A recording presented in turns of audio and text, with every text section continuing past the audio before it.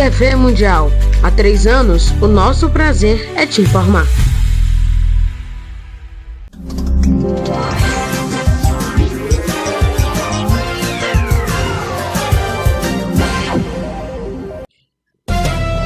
Olá, boa noite. Governo Trump acusa Harvard de antissemitismo e ameaça congelar subsídios.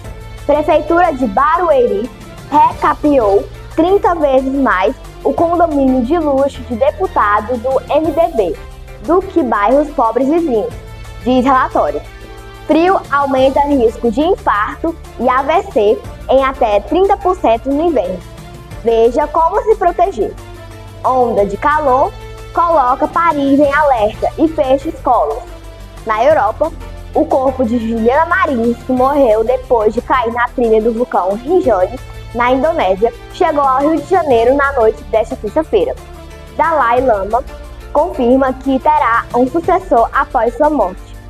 Atacante português Diogo Jota e seu irmão morrem em acidente de trânsito na Espanha. Enem dos concursos oferece mais de 3.600 vagas em todo o Brasil. Saiba como participar. 10 anos após o rompimento da barragem de Mariana, moradores denunciam poluição persistente. O Revista do Domingo já está no ar.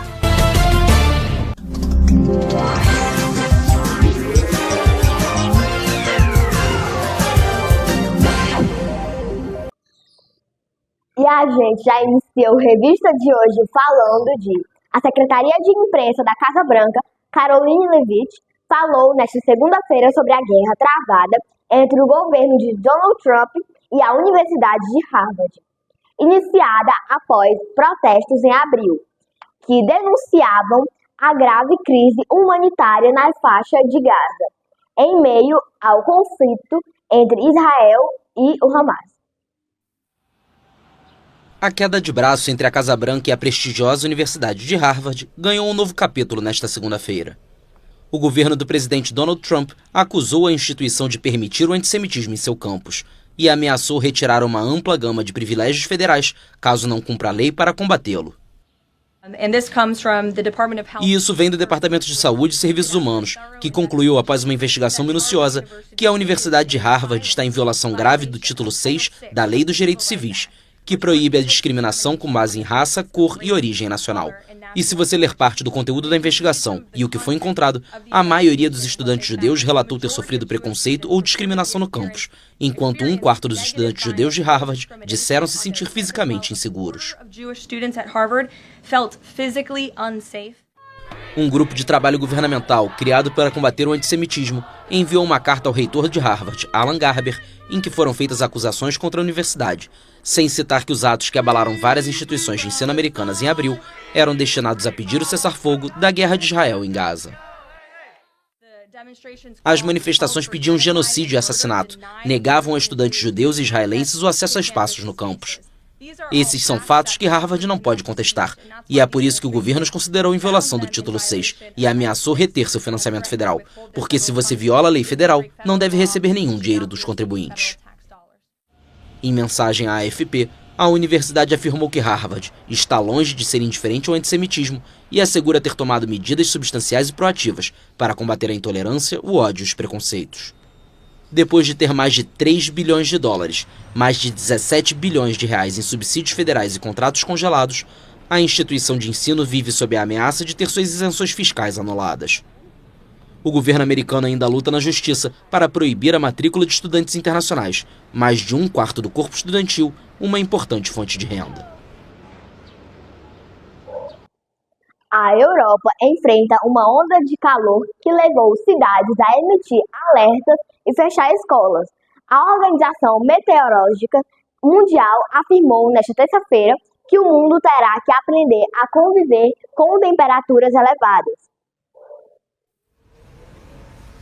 Paris, em alerta vermelho, enfrenta temperaturas escaldantes nesta terça-feira, em meio a uma onda de calor precoce e intensa, que levou ao fechamento de escolas na França e nos Países Baixos, além do último andar da Torre Eiffel.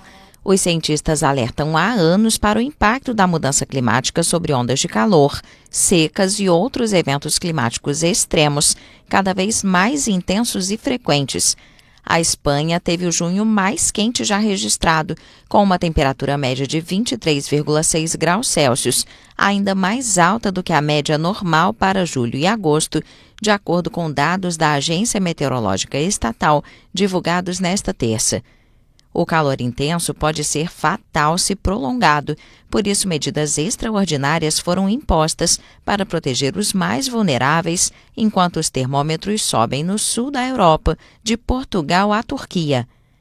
Nesta terça-feira, a Agência Meteorológica de Portugal também anunciou um recorde de temperatura para o mês de junho, com 46,6 graus Celsius, atingidos no domingo em Mora, cerca de 100 quilômetros a leste da capital Lisboa. A Organização Meteorológica Mundial alertou nesta terça-feira que o mundo terá que aprender a conviver com as ondas de calor. A porta-voz da OMM, Claire Nulis, destacou que, como resultado da mudança climática causada pelo homem, o calor extremo está se tornando mais frequente e intenso, e se referiu a um assassino silencioso, alertando que o número de mortes relacionadas ao calor costuma ser subnotificado nas estatísticas oficiais. O corpo de Juliana Marins, que morreu depois de cair na trilha do vulcão Rinjani, na Indonésia, chegou ao Rio de Janeiro nesta noite de terça-feira. Uma nova autópsia no corpo foi feita na manhã de quarta-feira. O corpo de Juliana Marins chegou ao Rio de Janeiro na noite desta terça-feira. A jovem morreu depois de cair na trilha do vulcão Rinjani, na Indonésia. Depois de chegar ao Aeroporto Internacional de Guarulhos, em São Paulo, em um voo vindo de Dubai, o corpo foi transportado em um avião da Força Aérea Brasileira rumo à base aérea do Galeão, na Ilha do Governador, na zona norte do Rio. A Advocacia Geral da União, a AGU, informou que a nova autópsia no corpo da brasileira será feita na manhã desta quarta-feira no Instituto Médico Legal Afrânio Peixoto, na capital fluminense. A autópsia feita na Indonésia descreve que Juliana Marins morreu entre 12 e 24 horas antes do corpo chegar ao serviço legista, vítima de hemorragia provocada por trauma contundente. O pedido por uma nova autópsia no Brasil foi feito pela família de Juliana, que questiona pontos do laudo indonésio.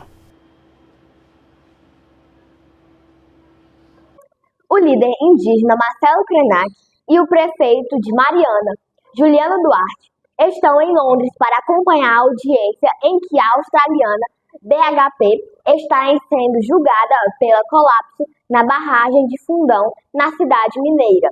Em 2015, os demandantes no processo da capital da Inglaterra esperam obter 36 bilhões de libras, cerca de 267 bilhões, com a justiça britânica. 10 anos após o colapso da barragem de Mariana, em Minas Gerais, que deixou 19 mortos e causou um desastre ecológico, o solo e a água permanecem poluídos e envenenam a vida dos habitantes. Foi o que afirmou o líder indígena Marcelo Krenak, presente em uma audiência do caso em Londres. Todo o ecossistema em torno do rio ele foi destruído. E o meu povo, a cultura, sempre foi ligada ao rio, desde de batismo, desde de várias, como eu posso dizer, várias cerimônias que são feitas com a água, com o rio. O líder indígena foi a Londres assistir a uma audiência como parte de um amplo processo para obter indenização da gigante australiana da mineração BHP, que na época do incidente tinha uma de suas sedes mundiais no Reino Unido. Aqui na Inglaterra, nós estamos fazendo história porque uma grande empresa, uma das maiores mineradoras do mundo, está sendo levada a julgamento e pode ser um precedente para que não venha a ocorrer crimes como esse em outros lugares do planeta. Além de Marcelo Krenak, a Prefeitura de Mariana, que espera obter uma indenização de 28 bilhões de reais, está representada pelo prefeito Juliano Duarte, na capital britânica. Nós acreditamos que muito em breve as empresas procurarão o município para tentar propor um acordo e encerrar o processo aqui na justiça inglesa. Quero dizer que o município está de portas abertas para conversar, para negociar, mas nós não vamos aceitar migalhas como foi oferecido no Brasil. Em 5 de novembro de 2015, o rompimento da barragem de Fundão, na cidade mineira de Mariana, provocou um gigantesco deslizamento de lama com resíduos tóxicos que se espalhou por 650 quilômetros ao longo do Rio Doce até o Oceano Atlântico. Após um mega julgamento concluído em março, a Justiça Britânica deve decidir nas próximas semanas sobre a responsabilidade da BHP, que era proprietária juntamente com a Vale da barragem cujo colapso destruiu as casas de mais de 600 pessoas. O Tribunal Superior de Londres já está organizando paralelamente a segunda fase desse processo, com o objetivo de determinar possíveis danos e indenizações, etapa que poderia começar em outubro de 2026, se a responsabilidade da BHP for reconhecida. A companhia australiana afirma que a recuperação do Rio Doce continua sendo uma prioridade, assegurando que a qualidade da água já retornou aos níveis anteriores ao rompimento da barragem. A empresa diz que sempre esteve comprometida em apoiar a Samarco, companhia diretamente responsável pelo funcionamento da barragem de Fundão, criada em conjunto pela BHP e pela Vale para fazer a coisa certa pelos moradores e o meio ambiente. A multinacional considera que a solução passa por um acordo de reparação e a indenização de 170 bilhões de reais, firmado no Brasil em outubro de 2024. Mas a maioria dos 620 mil demandantes do processo em Londres, incluindo 46 municípios, considera que não está coberta por este acordo e espera obter um adicional de 36 bilhões de libras, cerca de 267 bilhões de reais da Justiça Britânica.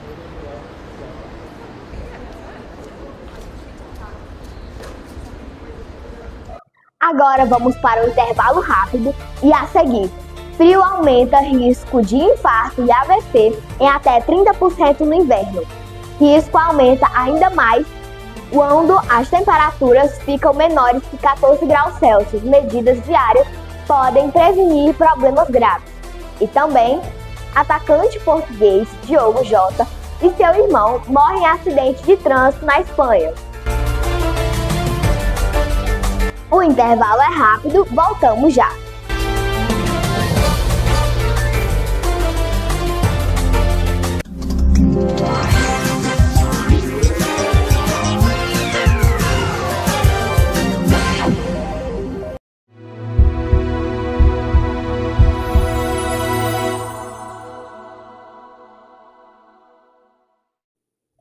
Há 3 anos, a TV Mundial chegou para transformar a forma como você vê as notícias.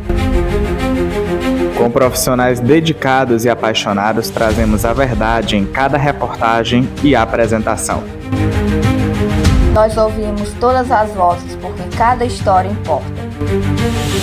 Da política ao esporte, estamos sempre na linha de frente de mãos dadas com a informação. Nossos jornalistas se dedicam dia e noite para te manter informado. E não temos medo de enfrentar desafios para trazer a verdade na informação. Sua participação é importante. Conecte-se conosco e participe. Acreditamos no poder da informação para mudar realidades. Nosso compromisso é com a qualidade e a ética no jornalismo. Obrigado por nos acompanhar nesta jornada. Juntos construímos uma história que só está começando. Venha fazer parte da nossa história. Estamos juntos há 3 anos. E isso é só o começo. TV Mundial, há 3 anos a verdade em primeiro lugar. De terça a quinta, sua tarde com muita informação no Boa Tarde Mundo com Caio Teles, às 13 horas. Toda segunda, quarta, sexta e sábado, a sua noite com muita informação no Jornal Mundial, às 21 horas da noite. Sua manhã de sábado com muita informação, Sábado News com Eduardo Delau, às 9 horas da manhã. TV Mundial. Há 3 anos, o nosso prazer é te informar.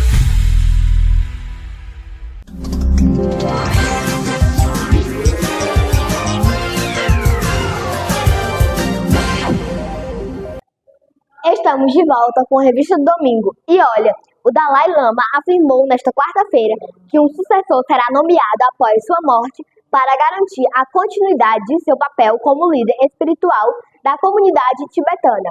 A China disse que precisa aprovar o escolhido.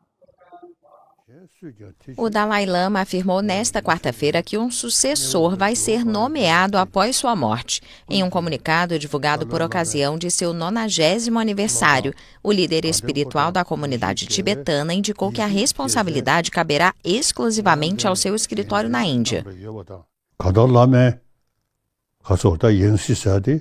De acordo com todos os pedidos de meus devotos e alunos em relação à minha reencarnação, afirmo que a instituição do Dalai Lama continuará.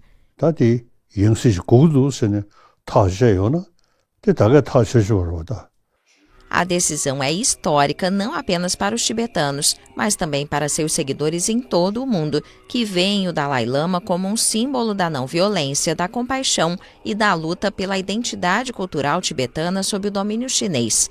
Mas Pequim, que o considera um rebelde separatista, afirmou que o sucessor do Dalai Lama precisa da sua aprovação. A reencarnação do Dalai Lama deve ser escolhida por sorteio em uma urna de ouro e aprovada pelo governo central. Líderes religiosos e políticos tibetanos condenaram a interferência. O processo central de reconhecimento da reencarnação de Sua Santidade, o Dalai Lama, está de acordo com a singular tradição budista tibetana. Portanto, não apenas condenamos veementemente o uso de temas de reencarnação pela República Popular da China para ganho político, como jamais o aceitaremos. Nascido em 6 de julho de 1935, Tenzin Gyatso é, segundo a crença tibetana, a 14ª reencarnação do Dalai Lama. Em sua mensagem, o ganhador do Prêmio Nobel da Paz explicou que nos últimos anos recebeu inúmeros telefonemas da diáspora tibetana, budistas da região do Himalaia, da Mongólia e de partes da Rússia e da China, pedindo a continuação da instituição. Sua idade avançada levantou preocupações sobre o futuro da liderança tibetana e uma possível tentativa da China de influenciar sua sucessão. A notícia da morte do atacante português Diogo Jota e seu irmão André em um acidente de carro na Espanha pegou torcedores, colegas e clubes de surpresa, gerando uma onda de comoção no mundo do futebol. Campeão das Ligas das Nações com a seleção de Portugal em junho, Diogo havia se casado há menos de 2 semanas. O atacante português do Liverpool, Diogo Jota, e seu irmão, também jogador de futebol, morreram em um acidente de trânsito perto da cidade de Zamora, noroeste da Espanha. A informação foi divulgada nesta quinta-feira em um comunicado emitido pela Guarda Civil. De acordo com o documento, um veículo saiu da estrada. Tudo indica que um pneu estourou durante uma ultrapassagem. Como consequência do acidente, o carro pegou fogo e ambos morreram. Diogo Jota, que se casou há menos de 2 semanas, e seu irmão André, também jogador profissional da 2ª Divisão Portuguesa, já haviam morrido quando os serviços de emergência chegaram. Em Portugal, a morte dos irmãos foi lamentada. Eu acordei esta manhã e vi uma notícia no TV, também na internet, falando da morte do Diogo Jota. É uma tragédia, um acidente que aconteceu em Espanha. Pegou todo mundo de surpresa. Eu também fiquei impressionado quando vi essa notícia. Foi um grande jogador e o Portugal é que perdeu um grande jogador, de facto. Acho que foi um jogador bastante importante na seleção. Para onde foi, era um excelente jogador, não era muito fora de série, mas pronto, mas lá está. Mas foi uma perda incalculável, não é? E o irmão também, a mesma coisa. Pronto, senti-me um bocado com isso, logo pela manhã, com a notícia de manhã, mas pronto, e a partir daí não se pode fazer mais nada, não é? Autoridades britânicas, como a ministra do Esporte Lisa Nandy e o primeiro-ministro Keir Starmer, também se mostraram tristes com a notícia e se solidarizaram com os familiares. No estádio Anfield, casa do Liverpool, clube em que Diogo jogava desde 2020, torcedores prestaram homenagem em um memorial improvisado. Em uma publicação no X, o clube se disse devastado pela trágica morte do atacante, que marcou 65 gols pelos Reds e se tornou um dos jogadores favoritos da torcida. Outros clubes da Premier League e a Federação Portuguesa de Futebol também foram às redes sociais demonstrar apoio à família e aos amigos do jogador.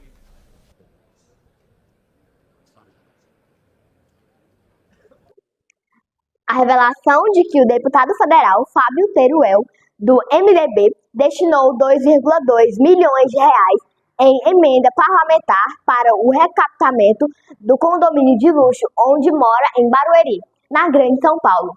Jogou luz sobre uma desigualdade na cidade, que não é apenas social e de renda, mas também na distribuição de verba de asfaltamento na cidade.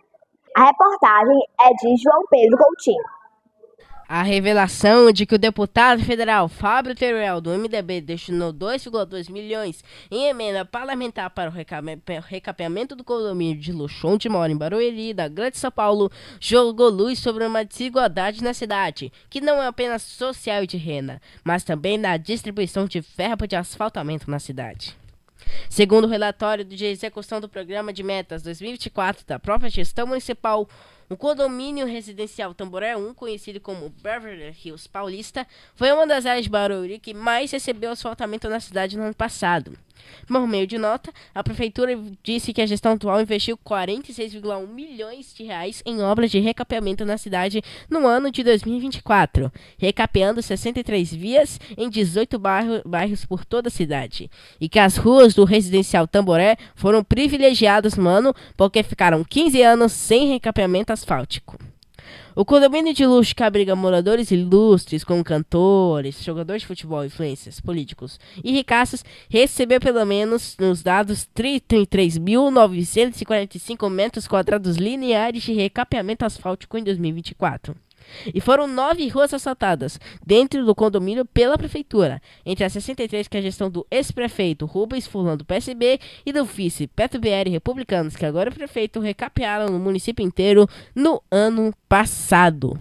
A quantidade de ruas recapeadas dentro do condomínio é 31 vezes maior do que nos bairros mais próximos, vizinhos do condomínio luxuoso. O bairro de Tamboré é uma zona mista industrial, de comércio e também de casas de alto padrão, recebeu maior investimento, 52.620,40 metros quadrados lineares de ruas recapeadas. Já o Parque Imperial, por exemplo, que é colado ao Tamboré 1, recebeu no mesmo período 1,1 mil metros quadrados de vias recapeadas, enquanto Montinho, outro bairro carente vizinho ao residencial, recebeu ainda menos, 679 metros. Ou seja, os bairros pobres vizinhos tiveram apenas uma ou nenhuma via completamente recapeada pela prefeitura no mesmo período. Segundo a construtora Tegra, que é dona da marca residencial Tamboré e construiu condomínios igualmente luxuosos por várias cidades do Brasil, a Beverly Hills Paulista é um loteamento exclusivíssimo, com apenas 1,86 km² de extensão e 710 unidades residenciais de luxo. A área onde vive o deputado Fábio Teruel e a vice-prefeita Cláudia Marques é um condomínio onde as casas podem custar até 50 milhões, mas que tem apenas 24 km de vias pavimentadas. Já o Parque Imperial, bairro vizinho um condomínio de alto padrão, tem uma área quase 8 vezes maior, de 8,9 km² e mais de 30 mil moradores, segundo estimativas da própria prefeitura de Barueri. A pré-campanha eleitoral de Pitteri, que teve apoio de Fullan, está sendo questionada na Justiça. Na terça-feira, o Tribunal Regional Eleitoral de São Paulo adiou o julgamento dos embargos de declaração apresentado por eles no processo em que são acusados de uso indevido dos meios de comunicação durante a pré-campanha das eleições de 2024. O TRE já cassou o diploma de Beto e sua vice, mas a decisão foi suspensa pelo TSE. E agora, o caso aguarda a avaliação da Procuradoria-Geral Eleitoral. Por meio de nota, a Prefeitura de Barueri diz que o fato da atual vice-prefeita de Barueri, Cláudia Marques, ser moradora do referido residencial, não interferiu na realização do recapeamento do local, pois em 2024, no ano em que as obras foram realizadas, a mesma não ocupava o cargo de vice-prefeita. A gestão atual da dupla Beto Pitteri e Cláudia Marques afirmou que investiu 46,1 milhões de reais em obras de recapeamento na cidade em 2024, recapeando 63 vias em 18 bairros por toda a cidade. Segundo a gestão municipal, as ruas do residencial foram privilegiadas no ano porque ficaram 15 anos sem recapeamento asfáltico. Para tanto, foram destinados 4,7 milhões para o recapeamento do condomínio, sendo que 2,2 bilhões foram verba de emenda do deputado morador Fábio Teruel, do MDB. Para o ano de 2025, a Prefeitura de Barueri afirma que vai investir 60 milhões no recapeamento de vias. Os bairros prioritários, segundo a administração municipal, serão justamente o Parque Imperial, Umuntinga e Jardim Paulista. Até junho, a gestão do prefeito de Republicanos afirmou que já gastou 21 milhões no recapeamento de 29 vias da cidade, nos 3 bairros carentes mencionados na reportagem do portal G1. Essas são as informações. Reportagem de João Pedro Coutinho. Voltamos aos estúdios do Revista do Domingo. O período de inverno exige atenção redobrada com a saúde cardiovascular. Segundo médicos ouvidos pelo G1, as baixas temperaturas provocam alterações no organismo que podem elevar o risco de infarto e até 30%. A reportagem é de Gleidson Oliveira. Frio aumenta risco de infarto e AVC em até 30% no inverno. Veja como se proteger. Risco aumenta ainda mais quando as temperaturas ficam menores que 14 graus. Medidas diárias podem prevenir problemas graves. O período de inverno exige atenção redobrada com a saúde cardiovascular. Segundo médicos, as baixas temperaturas provocam alterações no organismo que podem elevar o risco de infarto em até 30%. E não é só no coração que sofre com o frio. O risco de AVC cresce 20%, principalmente quando as temperaturas ficam abaixo dos 14 graus. Cardiologista da Clínica Sartor e pesquisador da Unidade Clínica de Aterosclerose do Instituto do Coração, Henrique Trombini Pinesi, explica que o frio causa vasoconstrição, estreitamento dos vasos sanguíneos, como uma forma de preservar o calor corporal. Isso aumenta a pressão arterial e exige mais esforço do coração, o que pode desencadear eventos graves, especialmente em pessoas com fatores de risco. Entre os grupos de maior risco estão idosos, tabagistas e pessoas com hipertensão, diabetes e colesterol elevado. Pacientes com histórico de doenças cardiovasculares como infarto, insuficiência cardíaca ou arritmias também ficam mais suscetíveis.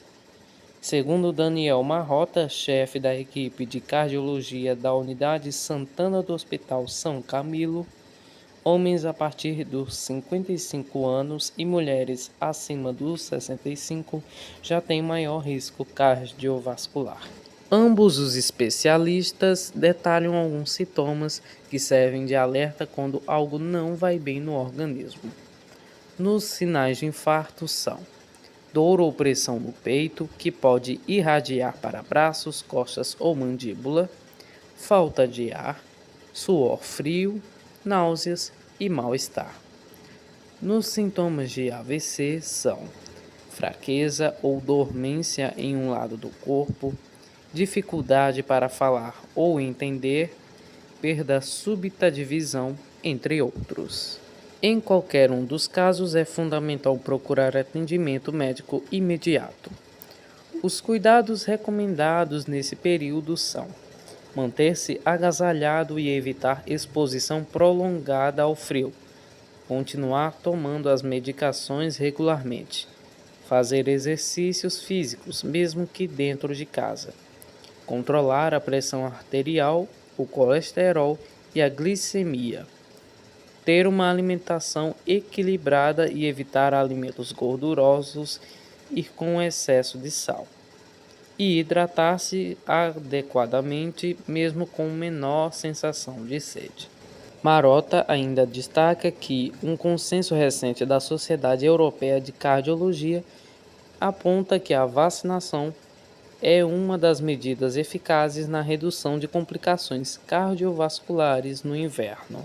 Segundo ele, manter o calendário vacinal atualizado é uma das formas mais simples de proteger pacientes de risco, principalmente idosos e pessoas com doenças crônicas.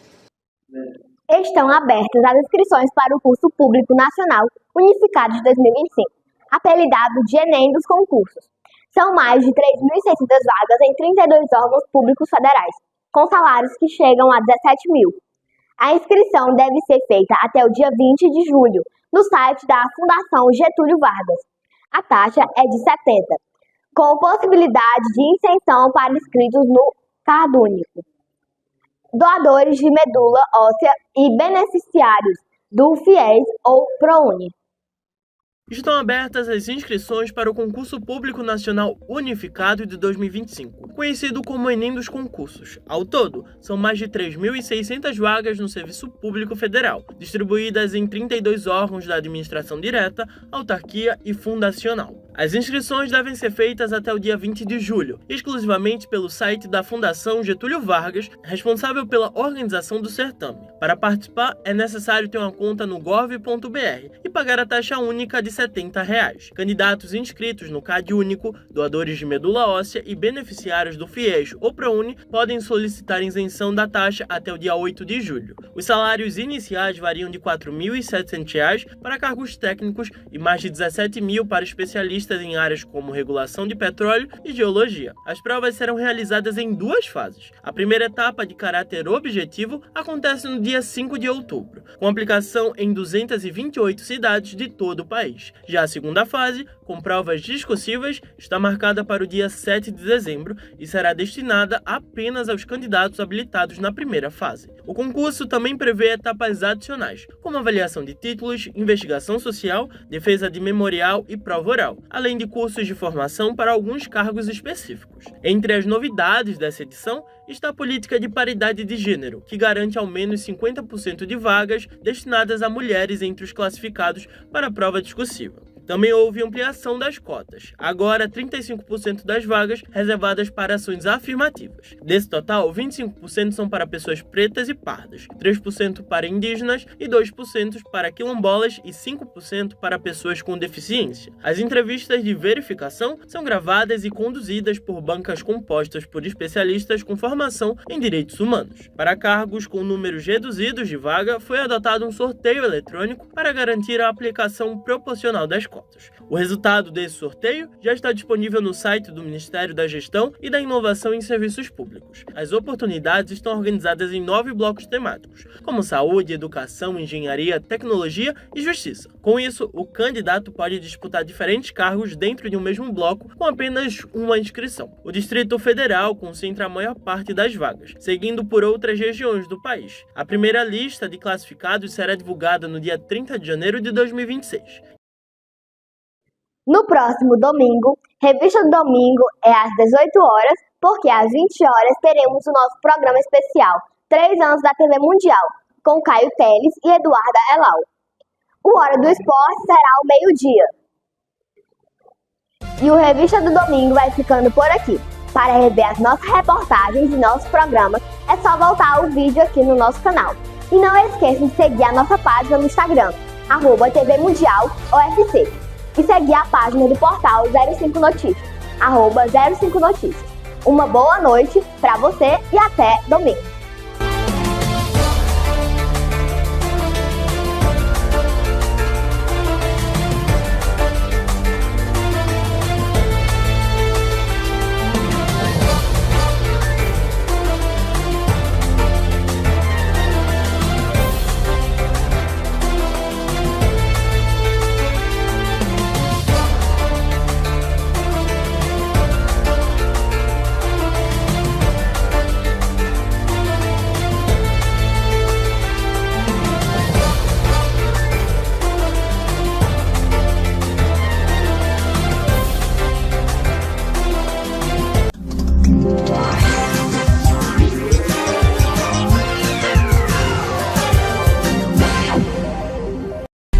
TV Mundial. Há 3 anos, o nosso prazer é te informar.